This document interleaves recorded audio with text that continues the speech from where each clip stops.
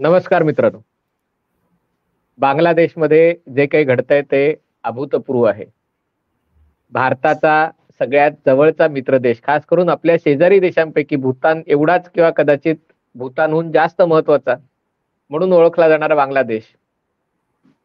अनेक दशकांमध्ये जेवढ्या घटना घडल्या नाहीत तेवढ्या एका आठवड्यात या घटना घडलेल्या आहेत आणि बांगलादेशच्या पंतप्रधान शेख हसीना यांना अवघ्या 45 मिनिटाच्या नोटीसवर देश सोडून भारतात यावं लागलेलं आहे. गेले अनेक आठवडे तिथे चालू असलेली आंदोलनं, आरक्षणाविरुद्ध आंदोलनं, मग त्याचं सरकारविरुद्ध आंदोलनं आणि आता त्याचं एक आम्हाला प्राध्यापक मोहम्मद युनूसच सरकारचे अध्यक्ष हवेत म्हणून झालेली आंदोलनं. बांगलादेशमधनं हिंदूंचं होत असलेलं पलायन, या सगळ्यामुळे आपल्या सगळ्यांच्या मनात अनेक प्रश्न दाटून आलेले आहेत.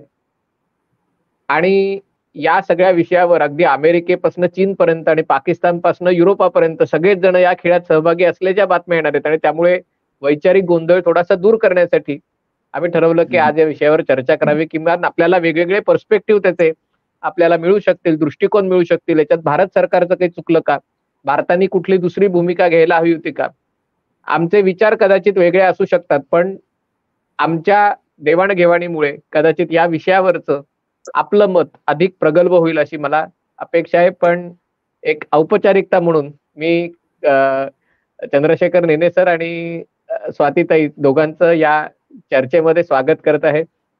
स्वातीताई, तुम्हाला काय वाटतं? पहिले मी तुम्हाला प्रश्न विचारतो की ज्या घटना गेल्या आठवड्याभरात घडलेत त्याच्याबद्दल तुमची ओपनिंग कमेंट, किंवा हे कशामुळे नेमकं घडलं?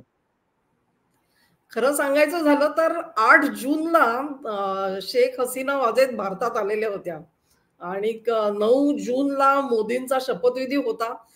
त्याच्यासाठी अनेक शेजारी देश इथे पोहोचलेले होते. अगदी मालदीवचे मोइजू सुद्धा आलेले होते, सेशल्स मधून आले होते, मॉरिशस मधून आले होते, भूतानचे होते. त्यामुळे 8 जून ते 8 ऑगस्टला मला वाटतं युनूस यांनी शपथ घेतली. त्यामुळे 2 महिन्यामध्ये त्यांचं सरकार कोसळणार आहे अशी तेव्हा बिलकुल गंधवार्ता सुद्धा आलेली नव्हती.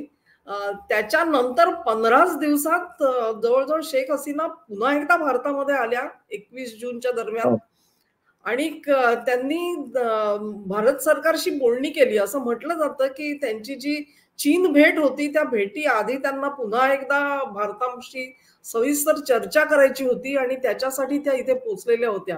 तेव्हा घटना काही ना काहीतरी घडत होत्या. किंबहुना असं म्हणतात की तो जो सुप्रसिद्ध निर्णय आला बांगलादेशमधल्या हायकोर्टाचा 1972 साली त्यांना अवामी लीगचे जे कोणी सदस्य यांनी स्वातंत्र्य युद्धामध्ये भाग घेतलेला होता त्यांच्यासाठी सरकारी आरक्षण व्यवस्था करण्यात आलेली होती. ही आरक्षण व्यवस्था खरं म्हणजे शेख हसीनांनी 2018 सालीच रद्दबातल केली आणि केवळ 5% आरक्षण ठेवलेलं होतं. परंतु ह्या हायकोर्टाने अचानक तो निर्णय बदलला आणि तो जाहीर कधी केला बघा, तो 4 जूनला जाहीर केला जेव्हा भारतामध्ये निवडणुकांचे निकाल येत होते. तेव्हा 8 जूनला शेख हसीना इथे आल्या तेव्हा त्यांना सुद्धा वाटलं नव्हतं की हा जो हायकोर्टाचा निर्णय आहे तो केवढं रौद्र स्वरूप धारण करणार आहे. विद्यार्थी आंदोलनाच्या निमित्ताने म्हणून भडकवण्यात आलेली जी आग होती त्याच्या मागे खरंच विद्यार्थी होते का हा एक प्रश्न आहे. कारण असं म्हणतात की जे सामाजिक तत्व, असंतुष्ट तत्व जी आहेत ती ह्याच्यामध्ये पुढाकार घेत होती. काही राजकीय पक्ष पुढाकार घेत होते विद्यार्थ्यांच्या आडून. हे सगळं आंदोलन कोणासाठी होतं तर त्या कोर्टाच्या निर्णयासाठी. आणि तो कोर्टाचा निर्णय खरं म्हणजे शेख हसीना वाजेद यांनी घेतलेल्या निर्णयाच्या विरोधातला होता. तरी सुद्धा हे सगळं झालं. त्याचं खापर हे शेख हसीनांवर मारलं गेलं. जेव्हा निर्णय आला आणि सुप्रीम कोर्टाने तो हायकोर्टाचा निर्णय त्याला स्थगिती दिली, 5% आरक्षण पुन्हा रिस्टोर केलं, त्यानंतर आंदोलन थोडंसं थंडावलं. पण पुन्हा एकदा विघ्न संतोषी घटकांनी हिंसा भडकावली आणि त्याच्यामध्ये शेख हसीनांनी पायउतार व्हावं, सत्तेवरून खाली उतरावं म्हणून आंदोलन सुरू झालं. तेव्हा या सगळा जो घटनाक्रम आहे तो स्पष्ट आहे.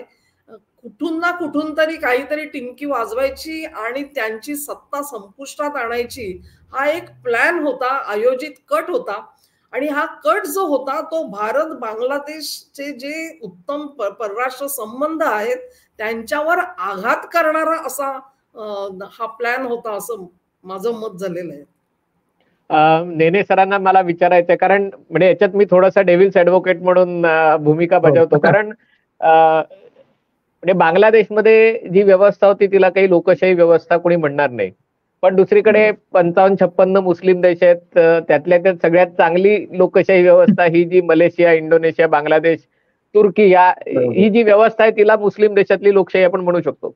पण असं नाही का वाटत 2009 सालापासून सलग सत्तेवर असणं, विरोधी पक्षांना ये न केनं प्रकाराने निवडणूकच लढवून न देणं आणि अशा प्रकारच्या गोष्टी करून, कारण या वर्षी जगभरात जिथे जिथे निवडणुका झाल्यात, अगदी भारतात निवडणुका झाल्यात, तिथे प्रस्थापित सरकार विरुद्ध किंवा व्यवस्थेविरुद्ध गेल्या 5 वर्षात ज्या काही घटना जगात घडल्यात त्याचा खूप रोष बाहेर आलेला दिसतोय.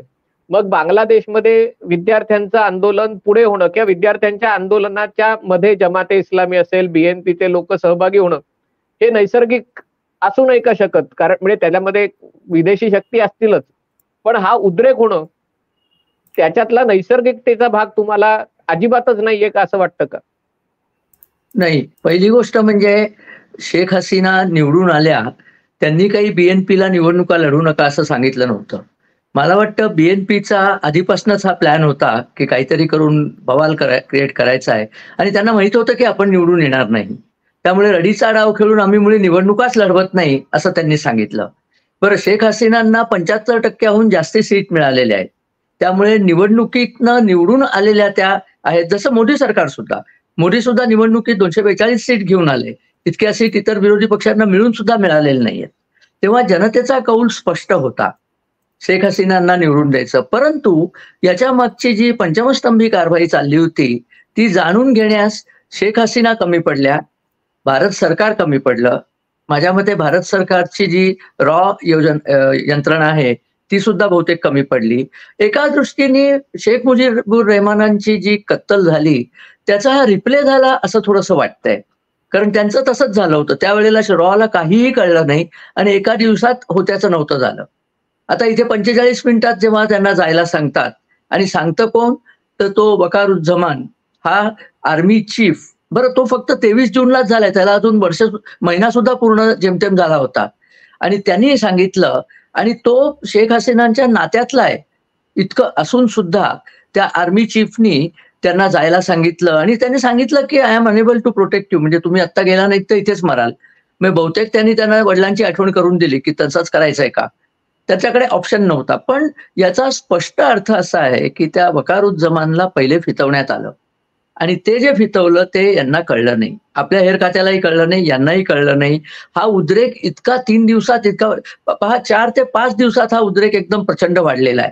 त्याच्या आधी इतकं म्हणजे आंदोलनं चालू होती वगैरे, छात्र शिबिर म्हणून काय जी ती यंत्रणा होती आणि यांना म्हणजे त्या बांगलादेश नॅशनल पार्टीचे लोक तुरुंगातच होते, त्या खलिदा जिया अजून तुरुंगातच होत्या तेव्हा त्यावेळेला. तरी हे सगळं असून सुद्धा यांना कळलं नाही की आपली काय परिस्थिती झाली. पण हे सगळे आवामीचे निवडून आलेले आहेत आणि आता तुम्ही जर बघितलं तर आवामीच्या नेत्यांना वेचून वेचून मारण्यात येत आहे. पहिले हिंदू, त्याच्यानंतर आवामीचे नेते, आणि ते नेतेच मारले की आता जी निवडणूक घेण्याचा जो फार्स होईल आता तो होणारच आहे. म्हणजे मोहम्मद युनिसना निवडणूक घ्यायचीच आहे, तेव्हा आवामीचे लोक कदाचित उभे सुद्धा राहू शकणार नाही, इतकी त्यांची तंगडेतोड त्यांनी केलेली असेल. आणि हिंदूंना तर विनाकारण त्याच्यात मारलं गेलंय. केवळ एकच कारण होतं, 2 कारण आहेत खरं म्हणजे, की हिंदूंना मारणं, हिंदू सॉफ्ट टार्गेट आहेत, हिंदूंकडे सहसा पैसे असतात, मुसलमानांकडे पैसे असत नाहीत, त्यांना लुटूनच पैसे मिळतात, ते लुटायला हिंदू त्यांना समोर सापडले. आणि तिसरं म्हणजे शेख हसीना यांना हिंदू रक्षक असं एक म्हटलं जायचं, आणि का असू नये, त्यांना बसवलंच हिंदुस्थाननी तिथे आहे. त्यांचे वडील मेल्यानंतर त्यांचं रक्षण, त्या दिल्लीत शिकायला पण होत्या, त्यामुळे त्यांची मैत्री होतीच दिल्लीशी. परंतु आपण ते आता तर बऱ्याच गोष्टी बाहेर येतात की 5 मेलाच डॅन लू अमेरिकेचा मनुष्य तिथे आलेला होता आणि तो नोन आहे की तो सरकार पाडण्याचंच त्याचं हातखंड आहे, तो आला, ते आपल्याला कळलं नाही का, कळल्यानंतर आपण त्याच्यामध्ये काय केलं, शेख हसीनांनी स्वतःचे प्रोटेक्शनची काही व्यवस्था केली नाही काय, हे आता हळूहळू बाहेर येईल. आणि हे जे बाऊला आणून बसवलंय मोहम्मद युनूस, ते एवढ्या करतात बसवलंय की एक रिस्पेक्टेबल म्हणजे पाश्चात्य देशांना मंजूर असलेला रिस्पेक्टेबल चेहरा आणावा, एवढ्या करता फक्त त्याला बसवलेलं आहे. आणि दुसरं म्हणजे हिंदुस्थाननी जी रशियाशी सध्या जवळीक चालवलेली आहे आणि चीन आणि अमेरिका दोघांशी एक तऱ्हेचा पंगा घेतलेला आहे, त्याकरता हिंदुस्थानला धडा शिकवणं हे एक काम होतंच. अगदी सरत्या वर्षात सुद्धा बायडननी ते काम पार पडलं असं म्हणायला जागा आहे, असं मला वाटतं.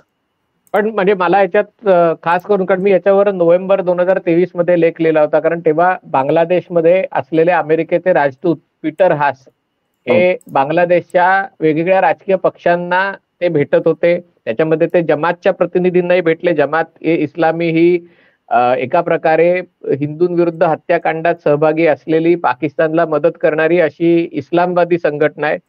आणि ते झाल्यानंतर तेव्हा अमेरिकेचे परराष्ट्र सचिव त्यांनी बांगलादेशला एका प्रकारे धमकी दिली होती की जर तुम्ही मुक्त वातावरणात निवडणुका घेतल्या नाहीत तर आम्ही तुमचे जे नेते असतील त्यांचा व्हिसा आम्ही रद्द करू, त्यांना व्हिसा देणार नाही, कदाचित त्यांची संपत्ती आम्ही फ्रीज करू. आणि त्याच्यानंतर आणखीन एक गोष्ट झाली होती ती म्हणजे शेख हसीना यांनी एक आरोप केला होता, आपल्याला तो माहिती असेल. आणि या सगळ्या नोव्हेंबर ते जानेवारी मधल्या घटना आहेत, म्हणजे निवडणुकांपूर्वीच्या 7 जानेवारीला निवडणुका झाल्या तेव्हा त्यांनी एक आरोप केला होता की एक पाश्चिमात्य देशाचे एक व्यक्ती मला भेटली आणि तिने मला सांगितलं की म्हणजे या सगळ्याचं लक्ष बांगलादेश नाहीये तर म्यानमार आहे. आणि म्यानमारमध्ये आता असं म्हटलं जातं की 65 महत्वाची शहरं, गावं, खास करून उत्तरेकडची ही सगळी बंडखोरांच्या ताब्यात आलेली आहेत. आणि या म्यानमारमध्ये एक झोलँड म्हणून ख्रिस्ती देश स्थापन करायचा आहे. आणि फक्त म्यानमारमध्ये नाही, म्यानमार त्याला लागून असलेला भारताचा भाग म्हणजे नागालँड, मणिपूर, मिझोराम आणि बांगलादेशचा काही भाग. आणि हे करण्यासाठी अमेरिकन अधिकारी, म्हणजे त्यांनी नाव घेतलं नव्हतं अमेरिकेचं, पण सगळ्यांना ते समजलं की त्यांनी त्यांना ऑफर दिली की तुम्ही आम्हाला बंगालच्या उपसागरात एक तळ स्थापन करून या कारवायांना तुम्ही आम्हाला मदत करा, आम्ही तुमच्या निवडणुका सुरळीतपणे पार पाडून देऊ. पण मी त्यांना नाही म्हटलं, असं तेव्हा त्यांनी गौप्यस्फोट केला होता. या गौप्यस्फोटाची किंमत तर त्यांना चुकवावी नाही का लागली? स्वाती, तुम्हाला काय वाटतं? म्हणजे चीनचा अँगल बघण्यापूर्वी अमेरिकेचा किंवा पाश्चिमात्य शक्तींचा, आणि खास करून म्यानमार मधल्या गोष्टींमध्ये ज्या प्रकारे DW, फ्रान्स 24 सगळेजण म्यानमारमध्ये एक नवीन देश तयार व्हावा ईस्ट तिमोर सारखा, हा अँगल तुम्हाला कितपत याच्याशी वाटतो जोडलेला? मी त्याच्याशी सहमत आहे. म्हणजे हा जो प्लॉट आहे सगळा, तो प्लॉट आखणारी अमेरिकाच आहे. आणि ज्याला म्हणतात की ज्यांच्या सहयोगाने तो पार पडला ती पाकिस्तानची ISI आहे. म्हणजे ज्याला आपण म्हणतो की फूड सोल्जर्स जे आहेत ते ISIने पुरवले असतील, परंतु मूळ जी कल्पना आहे संपूर्ण प्लॉटची ती अमेरिकनांचीच आहे. आणि त्याच्या मागे त्यांना तुम्ही सांगताय तसं सेंट मार्टिन मध्ये त्यांना तळ बनवायचा होता.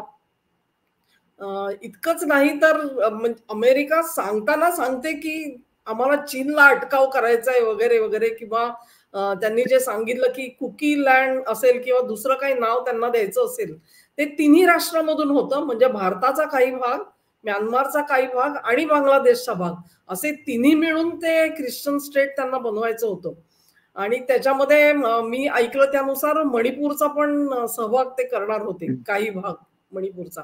तर ही जी कॉन्ट्रोवर्सी, आपल्याला माहिती आहे की ह्या प्रकारे ख्रिश्चन धर्माचा वापर जो आहे तो पाश्चिमात्य देश हे जिओ पॉलिटिक्स मध्ये करत असतात. त्यामुळे शेख हसीना वाजेद यांनी जर का हे सांगितलं असेल तर त्याच्यावरती संशय घेण्याचं काही कारण नाही.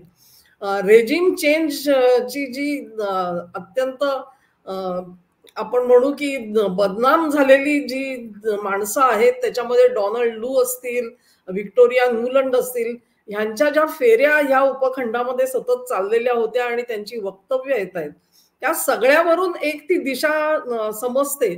मला असं अजूनही असं वाटतं की एकंदरीतच केवळ म्यानमार असेल किंवा चीनला आव्हान द्यायचं म्हणून अमेरिकेने हे केलं, याही पलीकडे जाऊन मला असं वाटतं की भारताने जी त्याच्या उत्तर पश्चिम सीमेकडे जे लक्ष केंद्रित केलेलं आहे, POK असेल किंवा पाकिस्तान मधला जो अंतर्गत सगळा उपद्रव चाललेला आहे, तर त्यांच्या मागे एक काहीतरी लावून द्यायचं की त्यांचं अर्ध लक्ष जे आहे ते त्यांच्या पूर्व सीमेकडे जाईल आणि लष्कराचं लक्ष जे आहे ते दुभंगेल अशा पद्धतीने एक व्यूहरचना आखल्यासारखं मला दिसतं. म्हणजे ताबडतोबीने बांगलादेश हा आपल्यासाठी एक मोठा डोकेदुखीचा प्रश्न तयार झालेला आहे आणि संपूर्ण तुमची जी शक्ती आहे ती आज विभागली गेलेली आहे असं मी म्हणेन. तुमची आणि बांगलादेशची सीमा जी आहे 4000 किलोमीटर पेक्षा जास्त मोठी आहे. पाकिस्तान म्हणजे आजच्या पाकिस्तानपेक्षा सुद्धा ही सीमा जास्त मोठी आहे आणि ती जर का तिथे जर का एक तुमच्याशी मित्रत्वाचे संबंध न राखणारं राष्ट्र जर का अस्तित्वात तिथे सरकार आलं तर तुमच्यासाठी मोठं आव्हान आहे. आणि ह्याचे दोन गोष्टी आहेत. मोहम्मद युनूस यांनी ऑलरेडी एक इशारा दिलेला आहे की बांगलादेशामध्ये जे झालं it will spill over to neighbouring countries. याचा अर्थ अर्थातच त्यांचा रोग भारताकडे आहे. आणि दुसऱ्या एका महाशयांनी आज विधान केलेलं आहे आज किंवा कालच्या ह्याच्यामध्ये की भारताने आमच्या शत्रूंना मदत केली नाही तर आम्हाला त्यांच्याशी मित्रत्वाचे संबंध राखता येतील. आणि हे शत्रू जे आहेत ते अर्थातच शेख हसीना वाजेद आहेत. त्यांना तुम्ही आश्रय दिलेला आहे ही आमच्यासाठी अनएक्सेप्टेबल बाब आहे असं बांगलादेश आत्ताच सांगू लागलेला आहे. त्यातून मला असं वाटतं की नुसतंच CIA चायना किंवा नाही परंतु भारताचे जे प्रयत्न POKच्या दिशेने आणि पाकिस्तानच्या दिशेने चालले होते त्याच्यात सुद्धा एक मोठा खोडा घातला गेलेला आहे. मला नेने सरांना विचारायचं कारण दोन अँगल मी अमेरिकेचं उदात्तीकरण करायला हे म्हणत नाहीये पण अमेरिकन लोकांना जेव्हा तुम्ही विचारता की हे काय चाललं की एकीकडे तुम्ही भारताला सगळ्यात जवळचा मित्रही म्हणता आणि तुम्ही त्याला पेकटात लाथही मारता म्हणजे नेमकं ही कशा प्रकारची मैत्री आहे गर्दवी प्रेम आहे का हे तर त्याच्यात अमेरिकन लोकांकडनं दोन गोष्टी सांगितल्या जातात की एक अमेरिका हे काही एकसंध देश नाहीये त्याच्यामध्ये वेगवेगळ्या परस्पर विरोधी लॉबी कार्यरत असतात आणि त्यामुळे आमच्याकडच्या म्हणजे एक आता उदाहरण द्यायचं झालं तर डेमोक्रॅटिक पक्षातच एक मुस्लिम दरम्यानची लॉबी आहे आणि एक ज्यू दरम्यानची लॉबी आहे आणि आता कोरी बुश म्हणून त्यांच्या ज्या अतिशय कम्युनिस्ट लेफ्टिस्ट अशा ज्या उगवत्या नेत्या होत्या ज्याला त्या स्क्वॉड मध्ये ज्यांचा समावेश त्या स्वतः करून घेतात त्यांचा पराभव घडवून आणला डेमोक्रॅटिक पक्षाच्याच ज्यूइश लॉबीनी कारण त्यांना या लोकांनी डेमोक्रॅटिक पक्षावर वर्चस्व राखायला नको आणि त्यामुळे अमेरिकन लोक म्हणतात तर याच्या मागचा उद्देश हे सांगण्यामागचा उद्देश असं सांगितलं जातं की सध्या बायडन आणि आता कमला हॅरिस यांना निवडणुका जिंकायच्या आहेत आणि या जिंकण्यासाठी त्यांना अमेरिकेतली मुस्लिम मतं महत्वाची आहेत आणि अमेरिकेतली अरब मुस्लिम मतं त्यांच्यावर नाराज आहेत कारण ज्या प्रकारे बायडन यांनी इस्रायलचं समर्थन गाझा युद्धात केलेलं आहे आणि खरं तर तेवढं समर्थन डोनाल्ड ट्रम्प यांनी कदाचित केलं नसतं त्यांनी सांगितलं असतं की तुम्ही मारा आम्ही पाठीशी आहोत म्हणजे बायडननी जेवढी मदत केली तशी केली नसती पण त्यामुळे मुस्लिम मतदार डेमोक्रॅटिक पक्षाला मतदान करणार नाहीत अशी भीती होती आणि मग त्यामुळे तुम्हाला गाझाचा आईस्क्रीम नाही तर ढाक्याचा लॉलीपॉप खा अशा प्रकारे अमेरिकेचा याच्यामध्ये एक म्हणजे हे नाही तर ते म्हणजे त्यांना काही फरक पडत नाही म्हणजे बांगलादेशमध्ये अराजकता माजली त्याचे परिणाम भारतात झाले तर त्यांना काही फरक पडत नाही त्यांना त्यांचं राजकारण निवडणुकांचं राजकारण पुढे न्यायचंय हा एक अँगल त्याच्यामध्ये एक सांगितला जातो. दुसरा अँगल त्याच्यामध्ये सांगितला जातो आणि ज्याच्यात मग भारताची विश्वगुरुपदाचं जे स्वप्न आहे किंवा जे आपण म्हणतो आपण विश्वगुरू आहोत ते थोडंसं बाल हनुमानाप्रमाणे झालं का की सूर्य दिसतात सूर्यबिंब दिसतात ते पकडायच्या उद्देशाने हनुमानाने झेप घेतली त्याच्यात ताकद होती पण लहान हनुमानात ती ताकद नव्हती आणि त्याच्यामुळे त्याच्यावर वज्रप्रहार करण्यात आला. तसं असं म्हटलं जातं की ज्या प्रकारे म्हणजे भारताचं परराष्ट्र धोरणात असं म्हणतं आम्ही रशियाचे पण मित्र आहोत अमेरिकेचे मित्र आहोत जपानचे मित्र आहोत चीनचे मित्र आहोत पण जेव्हा अमेरिकेला जर भारताला एक भागीदार म्हणून बघायचं असेल आणि क्रिटिकल टेक्नॉलॉजी जर भारताशी शेअर करायची असेल तर अमेरिकेला हे पसंत नाहीये की भारताने रशियाच्या सोबत जाणं पुतीन यांची भेट घेणं आणि जेव्हा भारताने ही लक्ष्मण रेषा किंवा जी रेषा ओलांडायचा प्रयत्न केला तेव्हा मग अमेरिकेने भारताला दाखवून दिलं की तुम्हाला अजून वेळ आहे म्हणजे एका प्रकारे चीनला ताकदवान व्हायला 20 वर्ष प्रयत्न करावे लागले होते पण तुम्ही 5 वर्षात जर उड्या मारायला लागलात तर तुम्हाला तुमची जागा आम्ही दाखवून देऊ असे दोन अँगल त्याच्यामध्ये दिसतात. तुम्हाला याच्याबद्दल काय वाटतं? एक अँगल आपण अजून विचार केला नाही माझ्या मते तो सर्वात महत्वाचा आहे की हा जो झोलँड विभाग आहे हा गोल्डन ट्रायंगल मध्ये येतो. प्रचंड मोठं ड्रग्सचं प्रोडक्शन तिथे होतं आणि हे काही फार मोठं रहस्य नाही की CIA ड्रग्सच्या व्यवसायात खूप पूर्वीपासून म्हणजे व्हिएटनाम युद्धात त्यांना ती संजीवनी सापडली अफगाणिस्तानातल्या युद्धात त्यांनी त्या संजीवनीचा वापर केला आणि सीआयएतले बरेच लोक त्यात गडगंज झाले. आता हे ओपनली कोणी सांगत नाही. तर हा जो ड्रग ट्रायंगल आहे त्याच्यावरती कंट्रोल मिळवायचा म्हणून हे झोल्यांचं भावलं आलेलं आहे. त्या झोल्यांच्या भावलाशी ख्रिश्चन धर्माचा संबंध नाही. तो केवळ एवढ्याकरता म्हणायचा की म्यानमार मधले काही लोक आणि अर्थातच नागालँड, मणिपूरमध्ये ख्रिस्ती लोक बरेच आहेत, त्यामुळे त्यांची सहानुभूती या प्रकाराला मिळेल. आणि हा ड्रग्सचा जो व्यापार त्यांनी आपल्या हातात घेतला आणि आता सुद्धा मणिपूरमध्ये जे खरं भांडण चाललंय मैती आणि कुकी जमातीचं, त्या कुकी जमाती डोंगरावरती ड्रगची शेती करत होत्या, ती शेती जाळली, त्यामुळे हे सगळं वातावरण झालेलं आहे. तेव्हा जसं भारताच्या पश्चिमेला पंजाबमध्ये यांनी ड्रग्सचा सगळा सुळसुळाट करून दाखवला, तसाच पूर्वेकडेही करून दाखवायचा, ही एक त्यांची सुप्त इच्छा असणं नाकारता येत नाही. हा पहिला मुद्दा झाला.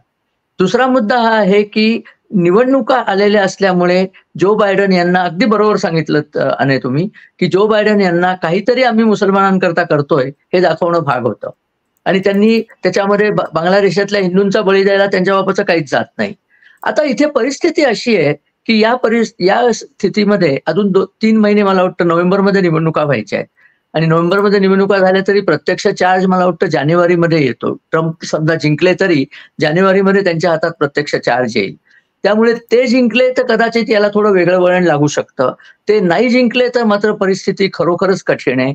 आज नरेंद्र मोदींना बांगलादेशातले हिंदू कसे वाचवायचे हा एक मोठा यक्षप्रश्न पडलेला आहे. तो मोहम्मद युनिस हा इतका युजलेस मनुष्य आहे. मी अगदी म्हणजे जबाबदारी सांगतोय. ते ग्रामीण बँक वगैरे सगळं, ग्रामीण बँकेचा इंटरेस्ट रेट कोणी तुम्हाला सांगत नाही. 23% इंटरेस्ट रेट आहे. हा कुठल्या गरिबांना परवडणारा इंटरेस्ट रेट आहे? या रेटनी तर आपल्या इथे सावकार नेहमीच द्यायचे, मदर इंडियातले सावकार याच रेटनी पैसे द्यायचे गरिबांना. परंतु त्या माणसाला मुद्दाम वर आणलं गेलं, त्याचा उदो केला. तसं आपल्या इथे एक सेन नावाचे गृहस्थ असेच उदो करून वरती आणले गेले. तर तो प्रकार झालेला आहे. आणि मोहम्मद युनुसने आता येऊन काय सांगितलं, तो म्हणला हे सगळे हल्ले थांबवा, नाही तर मी इथं राजीनामा देईन, मी बसणार नाही. अरे तू राज्यावर येतोयस, राजीनामा देईन काय गोष्ट करतोयस? सैन्याला सांग ना. त्यालाही माहिती आहे सैन्याला सांगता येत नाहीये, कारण सैन्य फिटलेलं आहे. एक गोष्ट आणखीन लोक आपल्याला सांगत नाहीत. बांगलादेशाची, मी काही जनरल्सशी बोललो या विषयावरती, बांगलादेशाची संपूर्ण मिलिटरी ही चीन कंट्रोल्ड आहे. त्यांची सगळी हत्यारं चीननी दिलेली आहेत, सगळे एअरफोर्सची विमानं चीनची आहेत. आणि चीननी जर टॅप बंद केली तर ही मिलिटरी कधीच बंद पडेल. त्यामुळे चीनच्या विरुद्ध हे जे काही आहेत वकारुज्जमान हे जायचे नाहीत. परंतु अमेरिकेने जर त्यांच्या तोंडात भरपूर डॉलर कोंबले असले तर इथल्या हिंदूंना मारायला त्यांचं काहीच जात नाही. आणि रिस्पेक्टेबल चेहरा म्हणून मोहम्मद युनुसला आणून बसवलंय. आणि शेवटचं सांगायचंय की भाजपच्या डोक्यातनं, भाजप मुद्दाम मी ते म्हणतो, कारण त्यांच्या डोक्यात तो विश्वगुरु जो घुसलेला आहे ना, तो व्हायरस जितक्या लवकर जाईल तितक्या लवकर बरं. विश्व तुमच्या पायाशी बसायला मुळीच आतुर झालेलं नाहीये. तुम्ही अजिबात गुरु बनू नका. तुम्ही तुमचा देश मोठा करा, पुष्कळ होतं. काही गुरु बनायची गरज नाहीये. विश्वगुरु जसे ते स्वामी प्रभुपाद इस्कॉनचे बांगलादेशच्या लोकांना 2 वर्ष फुकट खायला घातलं. या लोकांनी त्यांचीच चिरंजीव सगळे रायट्स करतायत. त्यांनी इस्कॉन मंदिर विनाशाळाच जाळून टाकलं. तेव्हा भलत्या ठिकाणी दया करू नका, भलत्याला गुरु म्हणू नका. जमेल तिथे धमकावून आपले लोक वाचवा, ही सर्वात महत्वाची गोष्ट आहे माझ्या मते. कारण आता तुम्ही आम्ही इथे मस्त मजेत बसलोय, पण आपले सगळे हिंदू बांधव तिथे मृत्यूच्या छायेत आहेत. आणि मृत्यूपेक्षा वाईट त्यांची आयुष्य सध्या होऊ घातली आहेत. आणि आता ते सीमेवरती सगळे गोळावायला लागलेलेच आहेत असं मला वाटतं. पण याच्यावर काउंटर करायला मी स्वाती त्यांना प्रश्न विचारतो की भारत आणि बांगलादेश यांचा व्यापार $16 अब्ज आहे आणि त्याच्यातली भारताची निर्यात जवळपास $14 अब्ज आहे. म्हणजे भारत आणि बांगलादेश संबंध भारत आणि चीन संबंधांपेक्षा कितीतरी जास्त आहेत बांगलादेशला. आणि शेख हसीनांना याची कल्पना आहे, कारण 54 नद्या वाहतात आणि भारताची 80% सीमा बांगलादेशची 80-90% सीमा भारताची लागून आहे. आणि त्यामुळे भारताने कधी ठरवलं तरी बांगलादेशची नाकेबंदी करू शकतो हे शेख हसीनांना माहिती आहे.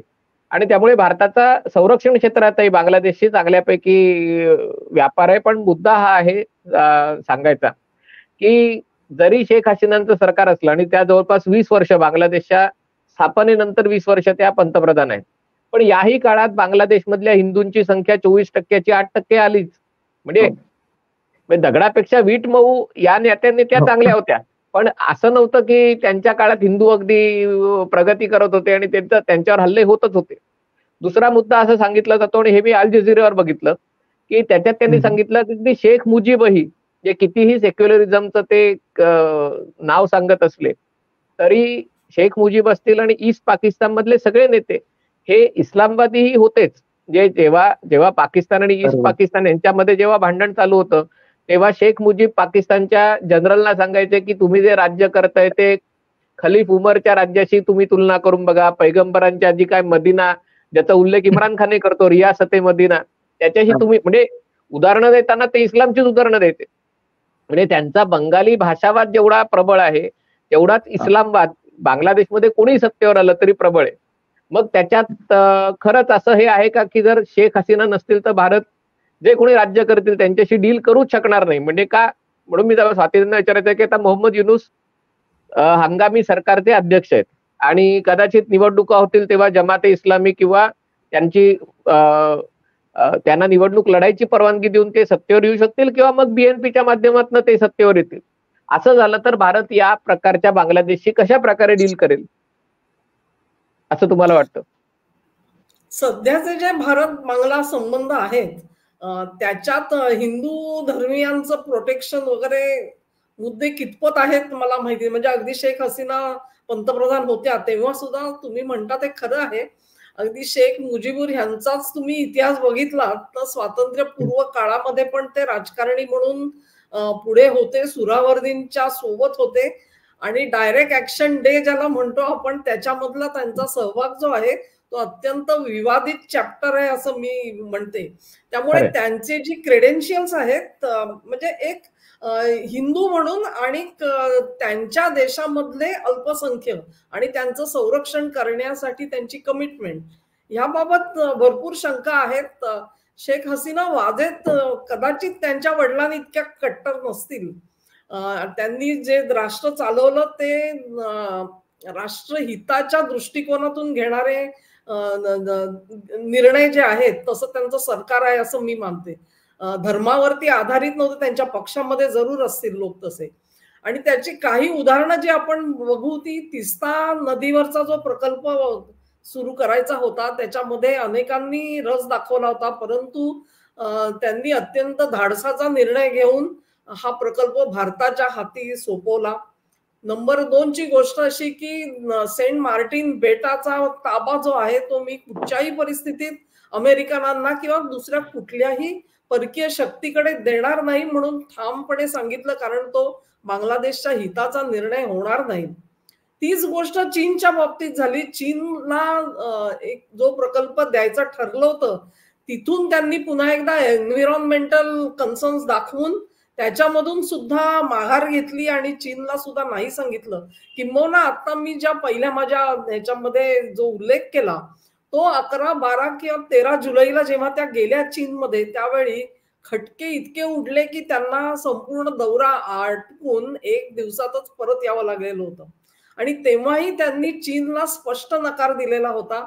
त्या दोन्ही गोष्टींचं कारण असं आहे की त्यांनी अमेरिका असेल किंवा चीन असेल दोघांनाही शिंगावर घेतलं होतं. त्याच्या मागे भारताच्या सिक्युरिटीची सेन्सिटिव्हिटी जी आहे तिचा आदर करणं हाच एक मूळ हेतू होता. म्हणजे बांगलादेशचं हे तर आहेच, परंतु शेजारी राष्ट्र म्हणून ह्या तिन्ही पर्यायांमध्ये त्यांनी पसंती जी दाखवली ती भारताला दाखवली होती, ही महत्वाची गोष्ट आहे. त्यांनाही त्याची कल्पना आहे, तुम्ही म्हणता तसे, की भारताने जर का आर्थिक नाड्या आवळायचं ठरवलं तर बांगलादेशची अवस्था पाकिस्तानपेक्षाही वाईट होईल, ही वस्तुस्थिती आहे. ती त्यांना माहिती असलेली गोष्ट आहे. म्हणजे असं म्हणतात की जी बांगलादेशची जी ऊर्जितावस्था आली सगळी शेख हसीनांनी प्रयत्न करून आर्थिक परिस्थिती तिथली बऱ्याच प्रमाणामध्ये सुधारली. खरं म्हणजे तिथल्या मुस्लिम जनतेने त्यांचे आभार मानायला पाहिजेत की त्यांना संपूर्ण दक्षिण आशियाई देशांचा आपण विचार केला तर ज्या आर्थिक विकासाचा दर त्यांनी गाठून दाखवला ते खरोखरच भूषणास्पद आहे.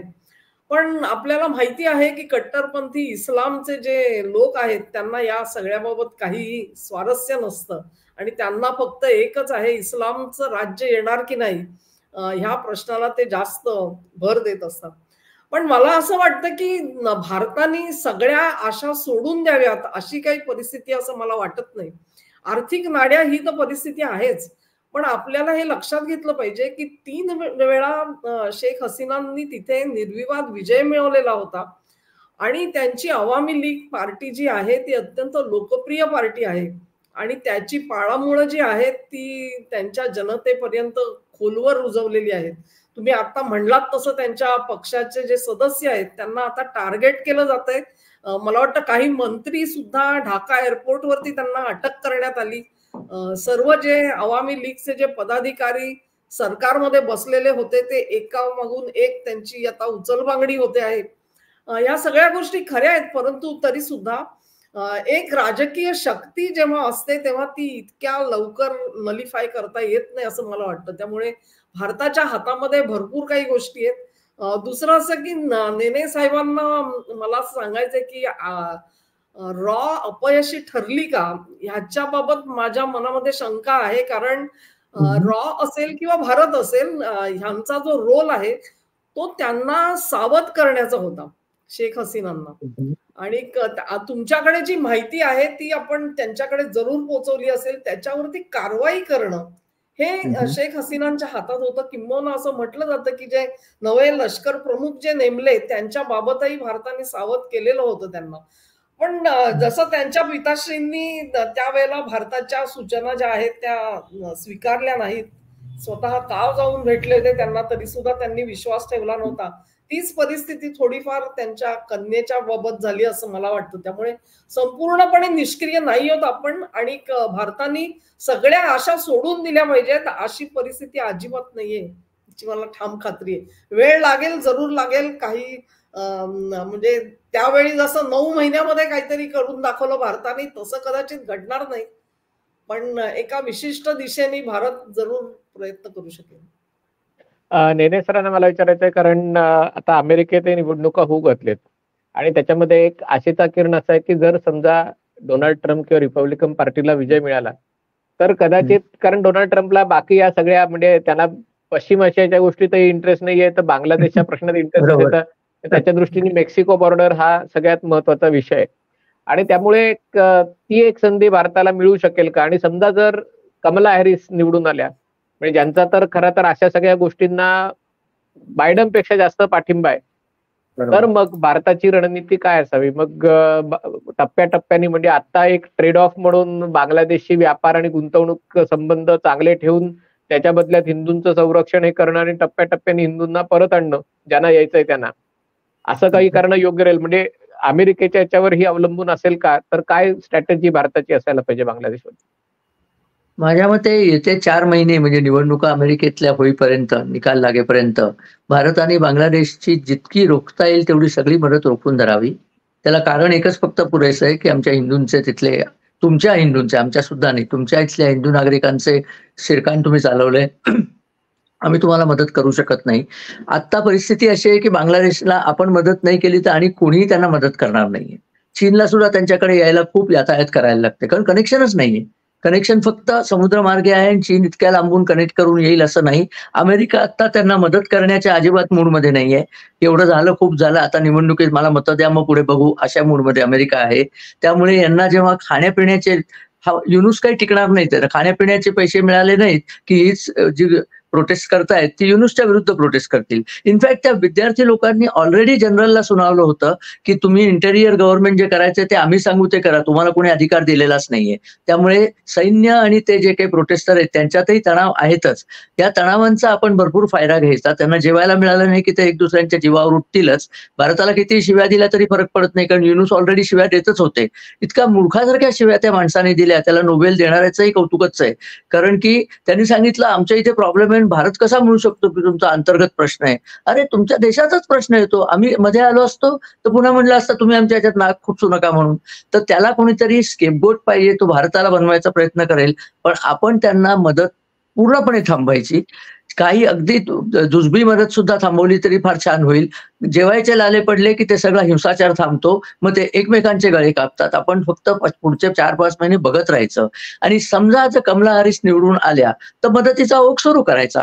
म्हणजे मग त्यांना एक भारत तुम्हाला वाचवण्यात आलाय असंही सांगता येतं. संकटेच्या काळात कोण धावून येतो वगैरे वगैरे. अर्थात बंगाली मुस्लिमांसारखे कृतज्ञ लोक दुसरे नाहीत. त्यांना तुम्ही कितीही मदत करा, ते शेवटी तुमचा गळाच कापणार आहेत. तेव्हा फार मदत मुळीच करायची नाही. मला आठवतं बांगलादेश बनला तेव्हा आम्ही सगळ्यांनीच त्याच्यामध्ये पैसे घातले होते. आपले पोस्टाचे तिकीट आठवा, प्रत्येकाकडनं 5 पैशाचे एक्स्ट्रा स्टॅम्प आपण लावले होते रिफ्युजीज करता. त्यांचे रिफ्युजी पोचले होते. नुसते हिंदू नाही, मुस्लिम सुद्धा पोचले होते. आणि नंतर गेल्यानंतर काय केलं त्यांनी हे असलं केलं. तेव्हा त्यांच्यावरती अजिबात विश्वास ठेवण्याच्या लायकीची ती जमातच नाहीये. असं जमातीच्या बद्दलही म्हणावं इतकी आता परिस्थिती वाईट आहे. तेव्हा आपण आता त्यांचा सगळा मदतीचा ओघ रोखून धरायचा. दंडाच मिळाला नाही म्हणजे सगळे ताळ्यावर येतील. दुसरं त्यांना भाषा कळतच नाही. स्वाती त्यांना मला विचारायचं आहे की आपल्या इथे कसं हे सुधारणार, कारण जर शरणार्थी यायला लागले तर हिंदू शरणार्थींपेक्षा कदाचित मुस्लिम शरणार्थी जास्त येतील. इकडे पश्चिम बंगालनी तर घोषितच केलेलं आहे की बांगलादेशमध्ये अडचणीत पडलेल्या लोकांना आम्ही मदत करू, अर्थात केंद्राशी हे करून. पण म्हणजे मदत करू म्हणजे ते आतापर्यंत त्यांनी 1 कोटी लोकांना जशी मदत केली आहे, नागरिकत्व देऊन, त्यांना आयडी कार्ड देऊन, त्यांना सगळी, तर जेव्हा आपलीच कुंपडत शेत खायची जेव्हा भीती असते, आज मुंबईत आपण बघितलं की याचा काही संबंध नाही, पण हिजाबच्या प्रश्नावर त्यांनी त्याला धर्माशी जोडून त्याला स्टे दिलेला आहे. म्हणजे अशी व्यवस्था आपल्याकडेच जर असेल तर बांगलादेशचं संकट आपल्याकडे ते परावर्तित होणार नाही ना, की ज्याच्याबद्दल हे लोक सगळे म्हणतायत. आणि आपल्याकडे जी चिन्ह दिसत आहेत, आपल्याकडे आरक्षणाचा मुद्दा जाणीवपूर्वक काढला जातोय, आपल्याकडे परीक्षातल्या घोटाळ्यांचा मुद्दा काढला जातोय, आणि त्यामुळे आपण बांगलादेशला सावध करता करता आपल्याकडेच असं काही करायची तयारी नाही ना. काय वाटतं, हे काय चालू आहे नक्की? तयारी तर जोरदार चालू आहे असं मला वाटतं. आणि त्याच्यामध्ये बांगलादेशचं उदाहरण तुम्ही बघा. सरकारने खरं म्हणजे काहीच केलेलं नव्हतं. किंबहुना सरकारने घेतलेला योग्य निर्णय कोर्टाने फिरवला आणि आंदोलनं सुरू झाली. आता तो कोर्टाने निर्णय कसा दिला नेमका, हा एक संशोधनाचा विषय ठरू शकतो. जे इथे पण झालं मणिपूरमध्ये, जो निर्णय आला त्याच्यामध्ये सरकारचा काहीच दोष नव्हता आणि त्याच्यावरून आंदोलन छेडलं गेलं आणि काय काय झालं आपण बघितलं. त्यामुळे तो जो म्हणतात ना, तो फॉर्म्युला असतो, तो फॉर्म्युला तयार आहे त्यांच्याकडे. आपल्याकडे फॉल्ट लाईन्स इतक्या जबरदस्त आहेत की ते सगळं आवरणं. काही महत्वाच्या गोष्टी आहेत त्या म्हणजे जवळजवळ 22 राज्यांमध्ये आज भाजपचं सरकार आहे. ही एक महत्वाची बाब आहे. आणि या राज्यांमध्ये जर का अशा पद्धतीचा काही असंतोष निर्माण करण्याचा प्रयत्न झाला तर त्याच्यावरती कठोर कारवाई करता येईल ह्याची आपल्याला खात्री आहे. परंतु आणि दुसरी गोष्ट अशी की भारताचं सैन्य जे आहे ते एकसंध आहे आणि आजपर्यंतचा संपूर्ण इतिहास असा आहे की हे सैन्य जे आहे ते आपल्या मर्यादेमध्ये राहतं आणि राजकीय नेतृत्वाचं ऐकतं. त्यांनी कधी त्याला ओव्हरराईड केलेला आजपर्यंत नाहीये. त्यामुळे ह्या 2 गोष्टी बघितल्या तर ह्या जमेच्या बाजू आहेत मोदी सरकारसाठी. मोदी सरकारच्या मागे बहुमत आहे आणि ते बहुमत सहजासहजी खाली कोणी खेचण्यासारखं नाहीये. या बाबी ज्या आहेत ह्या अत्यंत महत्वाच्या बाबी आहेत असं मला वाटतं. परंतु ह्याचा अर्थ असा नाही की ते लोक प्रयत्न करणारच नाहीत. इथे सुद्धा एक नागरी युद्धासारखी परिस्थिती निर्माण केली जाऊ शकते. तुम्ही संरक्षण करायला समर्थ जरूर आहात, परंतु सामान्य नागरिकाला सुद्धा या सगळ्या अडचणींचा सामना करायला लागणार आहे. आणि तो करता करता आपल्या सरकारला दोष न देता त्याच्या बाजूनी उभं राहण्याचं धैर्य दाखवण्याची परिस्थिती मला वाटतं जवळात जवळ येते. तुम्ही जो मुद्दा सांगितलात ममता बॅनर्जींचा, भारत आणि बांगलादेशाची जी सीमा आहे जवळजवळ 4000 किलोमीटर पेक्षा जास्त, तिचा पूर्ण बंदोबस्त करता येत नाही. म्हणजे तुम्ही म्हणाल की सगळीकडे कुंपण घालू शकतो, नाही घालू शकत. कारण अत्यंत डोंगराळ प्रदेश आहे, कुठे नद्या आहेत आणि पोरस अशी सीमा ज्याला म्हणतो आपण. तेव्हा इन्फिल्ट्रेशन जरूर होणार, परंतु जिथे जिथे निदान बॉर्डर सिक्युरिटी फोर्सचे लोक असतील ते केंद्राच्या अखत्यारीत असल्यामुळे ते लोक अडवतील, त्यातून जे सुटतील ते ऑफकोर्स ममताजी त्यांचं काय करतील हे त्यांनी स्वतःच सांगितलेलं आहे. त्याच्यामुळे त्याच्यावर आपण बोलण्याची गरज नाही. असे अनेक इतर पण स्टेट्स आहेत की जिथे होऊ शकतं. 2 स्टेट्सनी मला वाटतं बॉर्डर एरियामध्ये नाईट कर्फ्यू आता सुद्धा लागू झालेला आहे. मिझोराम आणि अजून एक हे आहे मेघालय. राज्य, या दोघांनी मी मेघालयाला डावकीला मेघालय. गेलो होतो. मी हा. मेघालयाला डावकीला बांगलादेशच्या सीमेवर गेलेलो आणि तिथे काही कुंपण वगैरे हा. नाहीये. तिथे असा हा. डोंगर म्हणजे तीच सीमा आहे. म्हणजे तुम्ही रस्त्यावर असता तर रस्त्याच्या कडेला घाटातनं तुम्ही खाली बघता तसा खाली बांगलादेश दिसतो. तर तेव्हा मी बरोबर. आमच्या ड्रायव्हरला विचारलं, रे इथे कुंपण नाहीये, इथे लोक येत नाहीत का? म्हणजे डोंगर चढून येणं फार अवघड नाही त्यांच्यासाठी, टेकडीच आहे म्हणजे तसं बघायला. तो म्हणला इथे तर लोक आले बांगलादेशचे, कारण हे लोक मेघालयचे लोक दिसायला वेगळे आहेत. त्यामुळे ते म्हणला ते हे खासी इथे आहेत. आले ना, हे यांना जिवंत कोणी जाणार नाही परत, त्यामुळे ते इथे येत नाहीत, ते बंगालमध्ये आणि आसाममध्ये जातात. पण असो. अच्छा. हा. पण मला असं वाटतं या नोटवर आपण ही चर्चा इथे याला विश्राम देऊया, कारण वेळेची मर्यादा आहे. पण मला असं वाटतं की एकूणच बांगलादेशमध्ये आणि या सगळ्या भागात ज्या घटना घडत आहेत त्या अजूनही घडतायत. म्हणजे अजूनही त्याचा शेवटचा अध्याय लिहिला गेलेला नाही आणि जसा आणखीन वेळ जाईल तसा नवीन नवीन गोष्टी समोर येतील आणि त्यामुळे त्याच्यामध्ये वेगवेगळ्या लोकांची मतभिन्नता, वेगवेगळा दृष्टिकोन राहीलच. पण सगळ्यात महत्वाचं आहे की आपण या सगळ्या घटनांकडे जागरूकपणे बघणं आणि खास करून भारताचे याच्यामध्ये खूप मोठ्या प्रमाणावर हितसंबंध गुंतले असल्यामुळे बांगलादेश निर्मिती युद्धामुळे किंवा बांगलादेश मधल्या गरिबीमुळे, पुरामुळे भारताला ऑलरेडी जवळजवळ 2-2.5 कोटी लोकांचा भार सहन करावा लागतोय आणि हा भार आणखीन वाढावा अशी कोणाची इच्छा नाहीये. बांगलादेशमधल्या हिंदूंना आणखीन त्रास व्हावा अशी कोणाची इच्छा नाही आणि त्यामुळे आपण या सगळ्या प्रश्नाकडे भाषेच्या, जातीच्या आणि एकूणच राजकीय विचारांच्या पलीकडे जाऊन एक भारतीय म्हणून बघावं आणि भारताच्या राष्ट्रीय हिताचं रक्षण कशा प्रकारे होईल या दृष्टीने विचार करावा, एवढीच माझी सूचना आहे. आपण सगळ्यांनी या चर्चेत सहभाग घेतलात आणि आपली मतं व्यक्त केलीत त्याबद्दल अनेक अनेक आभार. धन्यवाद. धन्यवाद. धन्यवाद अनय.